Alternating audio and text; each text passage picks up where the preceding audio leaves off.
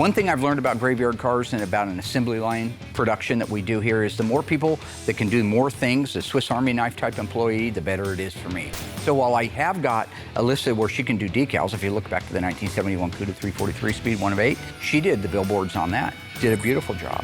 But I've also been working with Justin, the greenhorn, on how to do these. He's very artistic and musician type guy, so this is really even more up his alley than the other stuff. In the case of Cindy's car, I felt comfortable in letting him put those decals on. It's almost baptism by fire, because of all the people in the world you don't want to screw up a decal on, it's Tony. Or, well, I should say in this particular case, it's Cindy. Although I think she's too sweet to get too crazy. But anyway, I let him do the decal on it, and he's doing a fantastic job. You know, I'm a little bit nervous since this is the first time that I've ever done the longitudinal stripe on a Challenger. So this is Tony's wife's car, and Tony is very spot on. There's a lot of pressure, but I think it'll go smooth. To really get that decal to lay down flat, use the correct solutions, use a nice little squeegee, get every single air bubble out of there that you can. So now that the stripe is actually on the car, we can actually move on to the rest of the assembly of the car.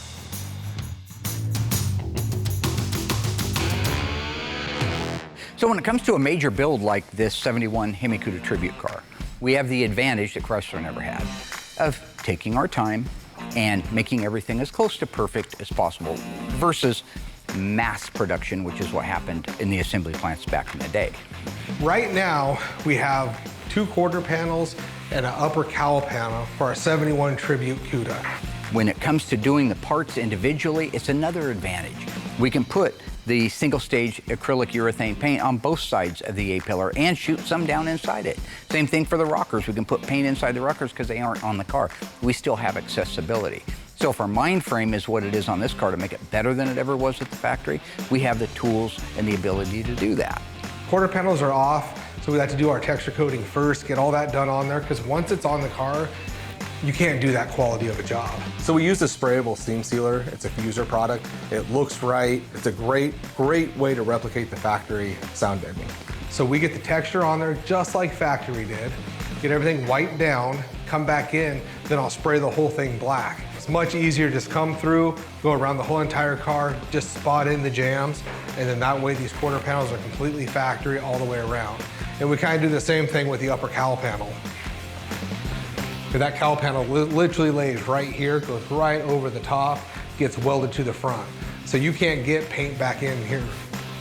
A quality job. Nope, don't even go over there, camera boy. Don't even look. My job is to make sure that Will does his job.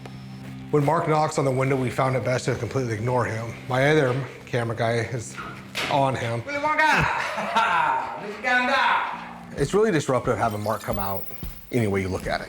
But when he disrupts the camera crew, that makes it even worse because we have a new producer, but we are toughening him up as the season goes. If I say, hey, don't buy into Mark's stuff, he's getting better about not turning the camera to look at him doing some silly dance or something that makes no sense. Hey, what's up? Sorry, I need this jam too. I want you to work on it's already been blasted, but it needs to be etched. I don't know why you didn't round everything. Why didn't you round this everything? This isn't even ready. Don't bring me stuff that's not ready. This is completely ready. It's rusted. Yeah, that's why I said you scuff it down and you hit it with a Scotch-Brite You real didn't quick say and that. you hit it with some. I just said etch. Yeah, etch doesn't get rid of rust. Oh my gosh, it doesn't? I thought the phosphoric acid. I'm sorry. No. I thought some of the little funny things inside of it would. No. Okay. Anyway, the other one doesn't need to be done. I need you to do this at the same time. So do one, but not the other. I want them painted with the 9300. Thank you. Okay. So. Well, I'm gonna give this to Noah to prep. No, don't give it a Noah to prep. You just get it. Well, it's still not. Okay, I want to hang it on the tree and paint it at the same time. This is painted. He has a habit of, like, he'll mix up the paint, go to all the trouble of painting one rocker panel when the other one's sitting outside the booth. Why are you doing that? Go paint both of them at the same time. I have a question for you. Do you seal these? No, I don't. Okay. You don't seal them, so you just go single stage right over the top of this? Yeah. Gotcha. Okay. What about the Thineth? There are none. These are all Tiny. That's bare metal. That's bare metal? Yeah. Okay, this is Tiny. No, it's not. Yeah, that's Tiny. No. Why the list? Because Phil used to I have know that why, when he but talked. why? Yeah, he always had. So I need etch over all this stuff. I want to make sure. I know. Okay. Will paints great, but I'm a great painter. That's Rocky Balboa. See, that's what Apollo Creed said. You fight great, but I'm a great fighter. That's what he said when they got in the ring, and Rocky said, I might be here with the wrong guy. And yeah, and they was. and then they stop right there on that punch. It's the eye of the tiger, it's the cream. Don't mean to micromanage, but I mean, I'm a businessman, you know. No, I don't. I just want to make sure they come out right. We've had a couple of little quality issues that we're working our way through, and I think it's good if the old bull can come down off the hill and take care of business the old-fashioned way. Jamming parts and pieces is pretty simple. You know, we've covered it on the show for a number of years. There's no big payoff on it. We've done it 100 times. I don't even understand why we're filming it, but Mark is the owner of the company and the producer's new, so he'll do whatever the boss says. Okay, so I'm gonna give this a no to prep because it is rusty. Did you tell these guys all about this sound deadener? Yeah. That we use a factory replacement sound deadener and apply it in the exact same position and location that the manufacturer did back in the day? Right. Just checking. It's fine, Heath. Okay. And that's a big reason why I like to come in early, because you get a good at least 3 hours before Mark comes in. As you were, sir. Thanks. Yep, no. Will? You're welcome. I didn't say, You said thanks. well, to you coming out. Yeah, and Then I you just asked said for thank, and I another just said thank you're you. welcome. So, Yeah. Okay, so he brought me parts, which is cool, a part of a quarter panel, because he just likes to interrupt. Problem is it does have rust on that. So it's not ready to paint yet, it needs to be sandblasted. But just to appease him, I'll go get the stand, bring the stand in, hang that up, then he'll think it's getting done at the same time. Yeah, see, he's standing right there. So I'll just get the stand. You ever just want to open this door really hard when his nose is right up against it?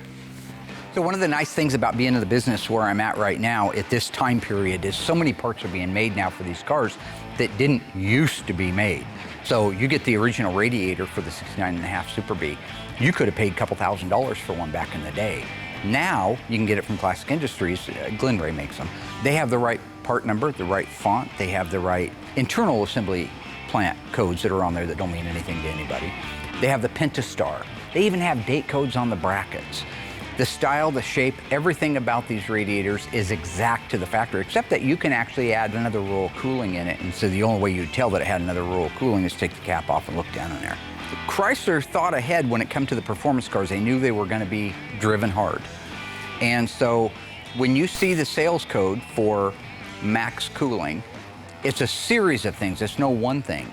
It gives you the clutch style fan, gives you the fan itself, 7-blade fan, gives you a fan shroud, gives you the extra core radiator, the big radiator that cools the car down better, the capacity. So it's part of an entire package.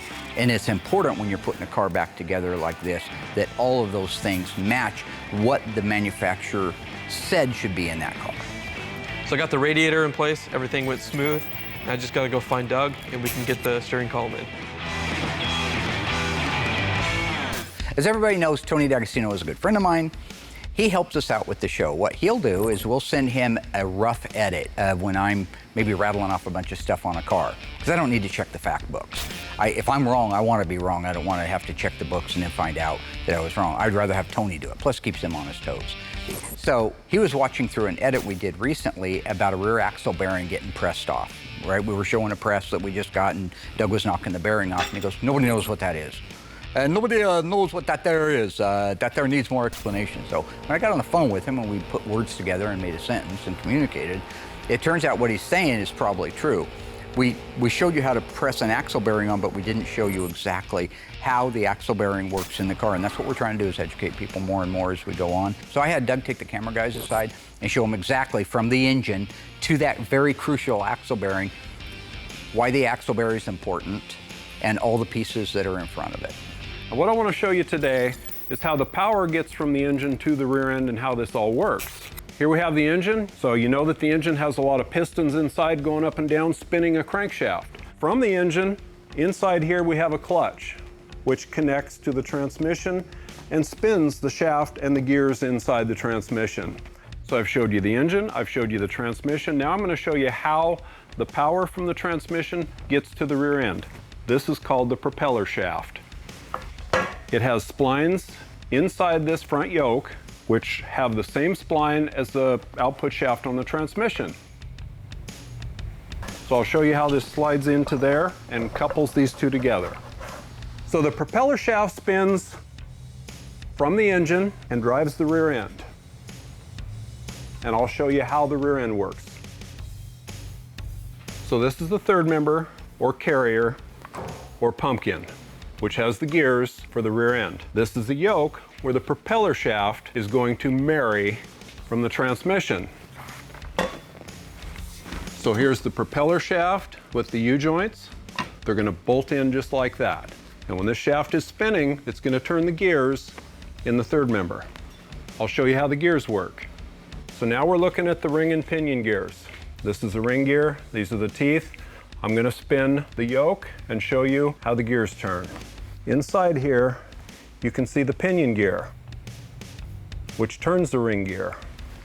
So when these gears are spinning, they're driving the splines that are inside here, which drives the axles. Inside here are splines that the axles fit into. You can see that spinning with the gears. So let me show you how the axles work. So here's our axle housing. We have 2 axles in place here. The carrier, or third member, is gonna bolt right in here. And the side of the carrier has the splined area, which is gonna drive the axles. Through the axle, to the flange where the wheel and tire are gonna bolt onto. Recently, I showed you how to install the bearings on these axles. This is the retainer that holds the bearing onto the axle. This is the flange that holds the axle into the housing. So when this is all in place, the axle can spin on the bearing. Once it's slid into place like this, you can see the axle spinning inside the housing. So let me show you how it would look from the inside. And that would be a wheel and a tire spinning, moving you down the road.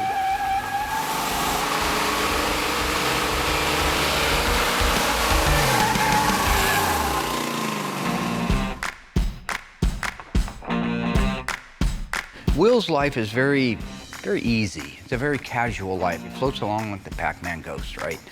Everything's cool. You watch him walk up the stairs and he just floats up the stairs. He's got no stress. So my job is to add stress to his job. I got one more of these, Bubba. Where's Will? Willie! I've been with Mark for 25 years. So for me, getting through my day with him comes down to the fact that you have to treat him like one of your kids. You block him out. So I wait till he physically comes to me and says, we got a problem, I need this, I need that. So you just have to block out most of him, treat him like a 2-year-old, and then you'll be more successful in working for him for as long as I have. Yeah, Sorry. Yeah. I got one more of these I needed to get. Could you Well, I just- thought it already got jammed. You told me it already got jammed. I haven't jammed anything on this car. This needs to be jammed too. Well, then why don't you just bring them all at once? Everything's in here now, my friend. You're good. Just- I'm a businessman. You know what, if I didn't have to run the whole place, do you have any idea how many employees I have? Just take a wild guess. Between both companies. 20? 30. No, you don't. Yeah, I do. So, Name them. Name all my employees, 30 I want all employees. 30 right now. I can't name all my employees. Because you don't have 30 employees. I have 30 employees, trust me. Plus we just got a great big kid in here today, Eclipse or whatever. Caleb. Whatever. Oh, like I can't name all my employees? I got over 30 employees. I got Peter and Jeffrey and Derek, Aaron and there's Steve. All right. You go over to the body shop. There's George and Will, because he doesn't think I can do it, right? So it's not like, I mean, I could do them all if you got that much time. Okay. Yeah. All right. You want me to turn your booth on for you? So when I go in that booth, it isn't just to obstruct Will. All right. Eli, Doug. So and there's Alan. I go in there because I have an obligation to make sure that everything works smoothly, okay? Fred. So on our Super B, you'll notice that when they're putting the steering column in, that there's a crack about 6 o'clock position in that steering wheel. Now, it's not because I missed it or we don't do quality work, so I don't want to see the internet blow up with all that silliness. It's by choice. Having lost my mom a couple of years ago, I know how important that our memories are, and any links that we can have to our loved ones makes life that much better. So if you go back to like Kimberly Cook's 1970 Barracuda, I presented her with the original steering wheel with its flaws in it, but it was the steering wheel that her dad drove for decades in that car. So now when she gets in that car, as cheesy as it may sound, and you shouldn't pass judgment until you've been in that position, it means the world to them, right? It hasn't been painted. It's not painted over. It's whatever fingerprints, DNA, spiritualness, whatever you want to say to it, it's neat. It's a neat thing, and that's why there's a crack in it. That's why we didn't use a plastic weld on it and fix it up and repaint it. I want, when Dave drives that car, I want him to have the experience of knowing that his dad touched the same steering wheel. What's the plan here, Justin? We're gonna get that steering column in. You ready? I'm ready. Sweet. All right, I got the steering column marked for you. Thank you. When you're installing the steering column in one of these cars, there's a clocking that you have to do. So if you ever notice when you're driving your car down the road, the steering wheel, whatever that spoke is shaped like, that should be level and flat with the earth when you're driving. So what you do is you take the steering gear, you go all the way left, all the way right, back to the middle position, put that splined area straight up, and then there's also a splined keyed area on the column that matches the spoke at the steering wheel. All those come in and go down and get joined together. That way, when you're sitting in the car, the steering wheel is flat and the wheels are straight. Okay, you got that? Yep. Gotta get it around that pedal.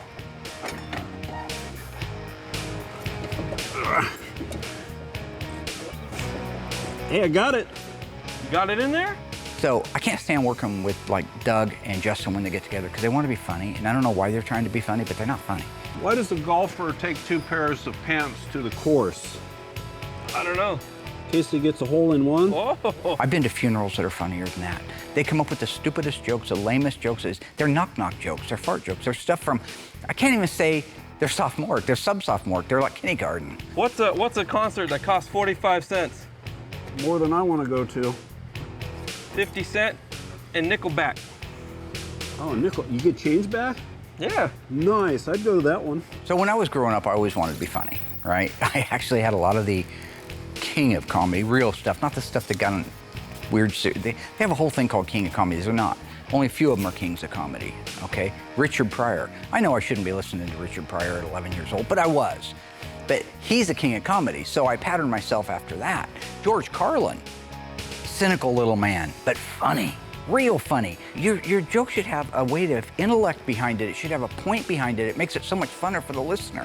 So the point of all that is, if you're sitting at home and you're watching these 2 guys work, I don't want to stop them from being in their organic situation. Don't come knocking at the ice tray saying, what's with that stupid lame show and those dumb jokes? Those aren't my jokes. You want my jokes, you go back and you look at my stuff, right? Mine all has a weight of intellect behind it. Okay, my jokes all have a point. They're not just random silliness like that. So enjoy yourself. You want to hear a 2-year-old joke? Doug and Justin here, man.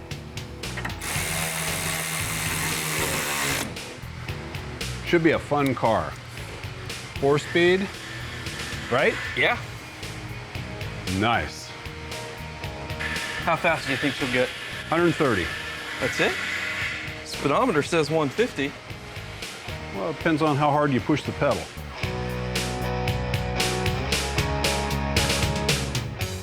One more, buddy. Sorry, I forgot all about it. I got another one here. See, this is the problem. Willie! I got this one here. I thought you did the rear sill. You know what goes on between the frame rails, so there's no way we can possibly get to it after that. Anyway, make sure there's no thineath on it. See how the whole thing's thineath? Get rid of the thineath. That doesn't even get painted now. This gets painted. This gets Why wouldn't this get painted? In what world don't we paint things? Why in the world wouldn't we paint something? we don't You know what part this is? Yeah, I know exactly what part that What's is. it called? Well, I don't know the name of it. I just know. Rear. Can I finish talking? Yeah, go ahead. No, I'm sorry. The whirly always mounts right through this. So one side gets painted, the other side gets undercoated. So we just don't worry about this side here. It's just the adopted paint child that we don't have to worry about having protection on it. Okay. You know what? The adopted paint child. I'd like to have that painted, please, and I don't want any thineath. So that's all basically my job. Alan, you know, that's my job. So it isn't a problem for me to come up with names. Alyssa, right? I mean, I know that's a given because it's my daughter, but what about Noah, the guy after the boat saved all them animals? I got a Noah out there.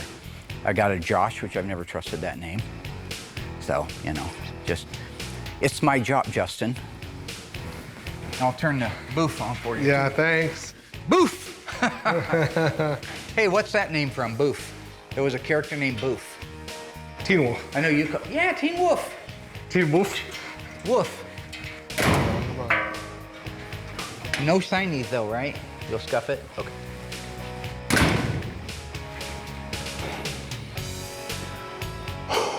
Okay, no, you guys are gonna film. Now you guys, yeah. Season 13. My initials, man.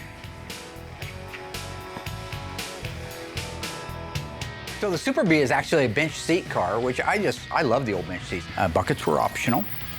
You could have gotten buckets, and those buckets would have had headrests on them. I think it was in January or so of '69 they became required. Prior to that, they were optional. So while I'm not proud of the fact that we've had this car for way too many years, the installation of the seat is really getting down to the last few things that need to be done before this car can be QC'd, road tested, aligned, and hopefully delivered. Alrighty. Coming through, coming through, coming through. Watch the shifter. Okay, I'm gonna tip it forward, see if it goes in. I got the front. All right, so do I. Nice. Yeah, man, that thing just fell right into place. Oh, we got lucky, didn't we? So another thing you might just notice for you purists at home, the shifter knob that is in the 69.5 Super B, that's a replacement one. It's a white one with the shift pattern, and originally they were a wood grain ball, but Dave's dad had that shifter in his car all those years. And so it's the main reason, same thing as the steering wheel, I want to keep and make sure that we have some heritage to the original car. Here we go. Oh, look at that. That thing slides nice. It works. Locks in place.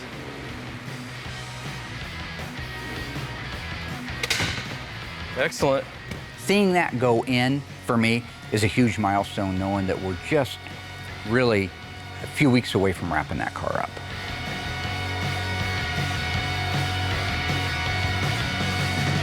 So while I have Constantino's parts, floor pans, quarter panels, everything, trying to get that jam work done, while that process is taking place, this is why we have another inflatable booth. It's invaluable. Wintertime, it's not a heated booth, so you really can't use it in the winter.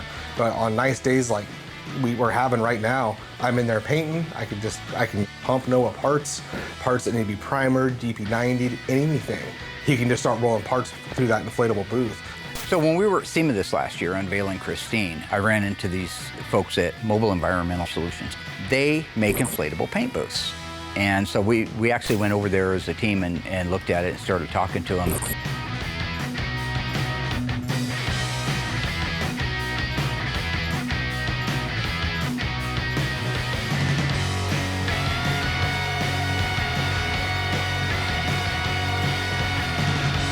So this was like really perfect for us because a lot of the things that we need to do, we just need to get in the booth and spray a floor like on our 71 Roadrunner 446 Pro 4-speed car. I have Noah working on the 1971 Roadrunner. It's the one that Mark wasted half a day on to walk me around to give me pointless endless specs that I really don't care about other than what color it goes. That's the car. The car's already bare metal, so it's just a matter of getting it in the booth, wiping it down, making sure that metal's nice and clean before you do anything. Then after that, he'll go in, apply the DP90 because paint doesn't stick to bare metal. DP90 is great for the adhesion process. He'll put the EV2 Hemi Orange on top of it. That car's jammed, it's protected, and we can move it on to the next phase. We will start focusing on getting the engine compartment primered, kind of covering up the bare metal. Then we can get it out to the Bondo room. They can start doing their body work. So we're at the point now where we have two booths going at the same time, almost all the time, especially through summer.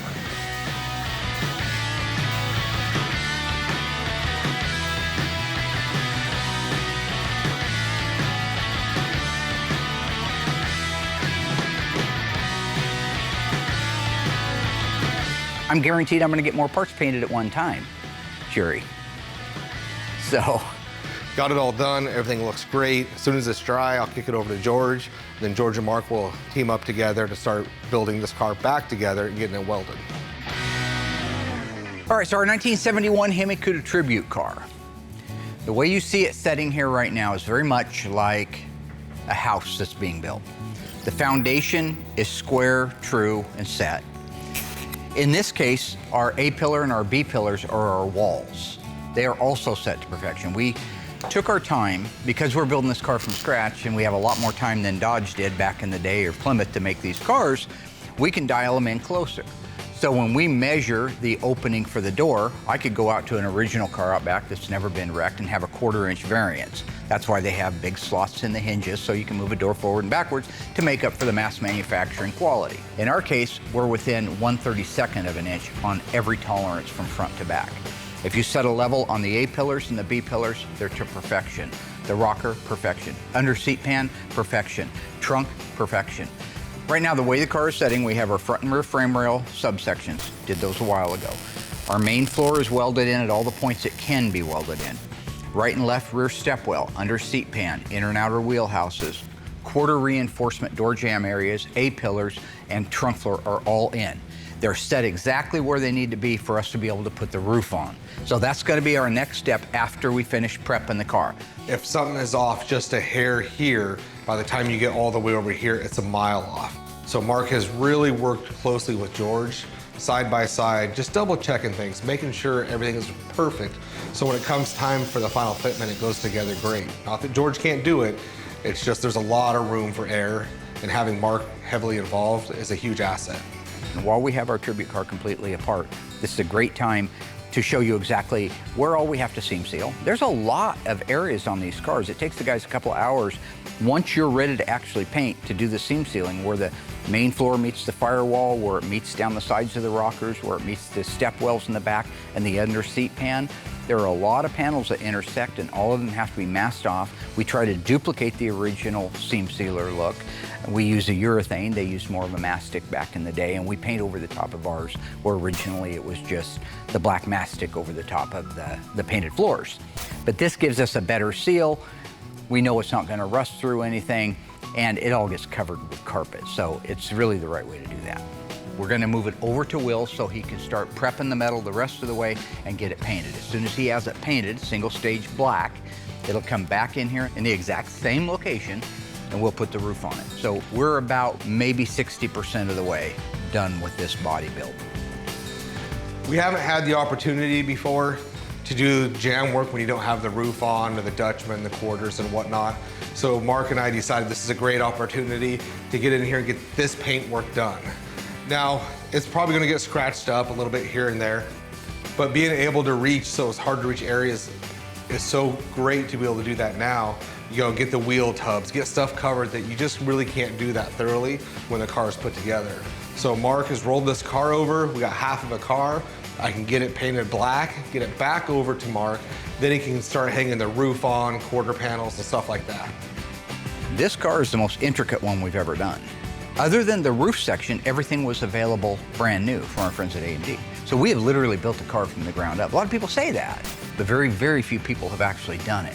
And this car, because we were able to take our time and put it together with our knowledge and with our experience, I think it'll be one of the very best built raw frame cars from the frame up on the planet.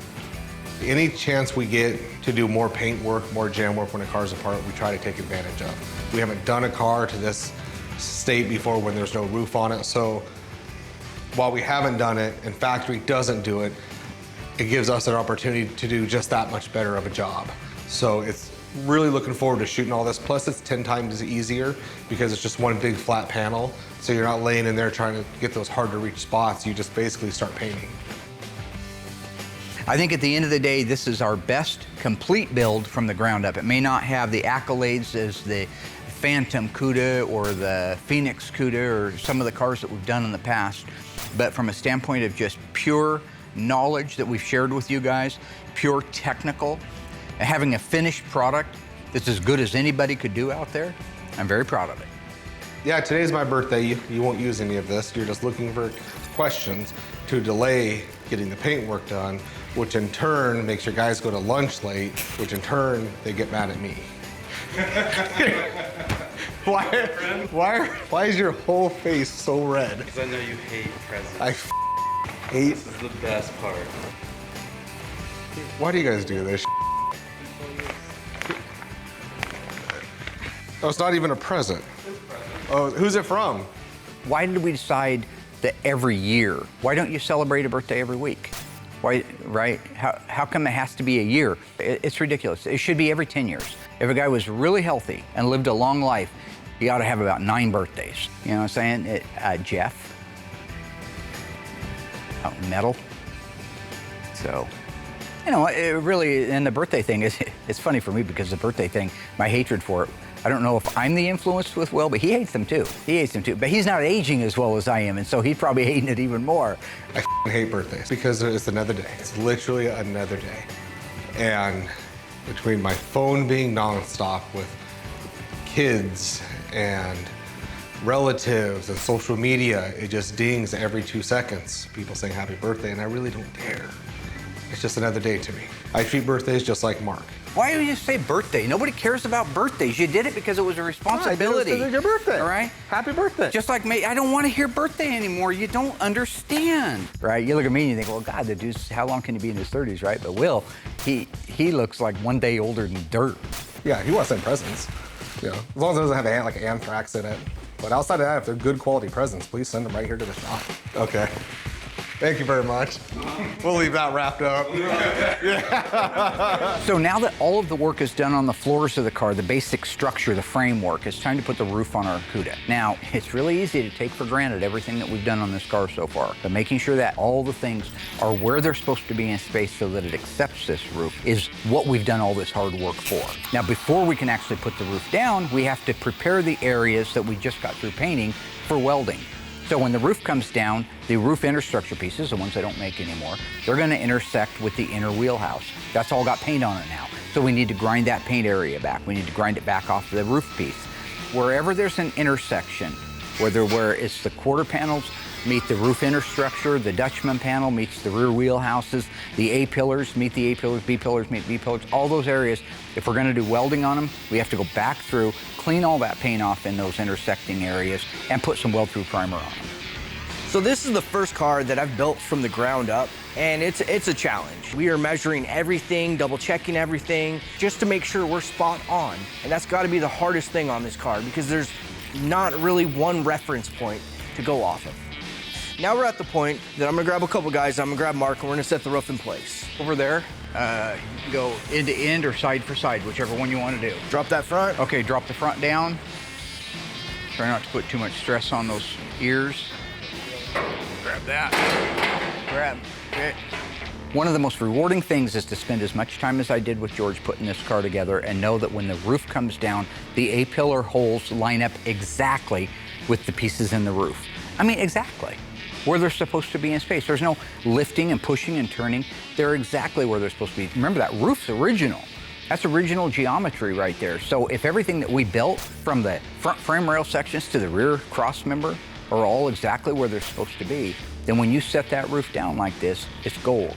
A-pillars line up, B-pillars line up. Roof sets even to the cowl and to the firewall and to the floors. So when you stand back and you look at the car, it's geometrically correct and without any manipulation. So that's a huge reward. Beautiful, just like that. Everything lined up perfect. Look at that hole right there. Absolutely perfect, perfect on that one. Perfect alignment on this side, gorgeous, perfect, perfect, perfect. And then the back needs to come forward and we're done. Beautiful, that's the way it's supposed to look. And now all of a sudden it's a car. Thank you, gentlemen. Just like that, Georgie. Finally, everything's coming together. I've got to say, out of this whole entire build, the most exciting thing has been working with Mark one-on-one. I've got that reassurance that less things can go wrong. So as cars move through the shop, our tribute 1970 Cuda 446 barrel 6-speed Silver Sport transmission car is getting its decals on. Justin did a great job on Tony's car. He's really got the touch for this stuff. So it's so nice for me to walk away and know that he can put these hockey stick decals on and put them exactly where they go. No air bubbles, no dirt underneath it, no crooked, no tears, no anything, the way they're supposed to be. For me, it allows me to be able to go out and work in the rest of the shop at areas that still need my help. And we used to have a girl that worked here, called her Mary Tyler Moore, because she was really sweet and innocent like Mary Tyler Moore. I don't know what her name is. Hello ghouls, Mark Warman here, the Ice Tray from Graveyard Cars. If you enjoyed this video, be sure to like it, drop a comment down below, and subscribe to our channel. We have fantastic stuff coming up and some of it you've never seen before. I gotta go insult people. Hey Alice!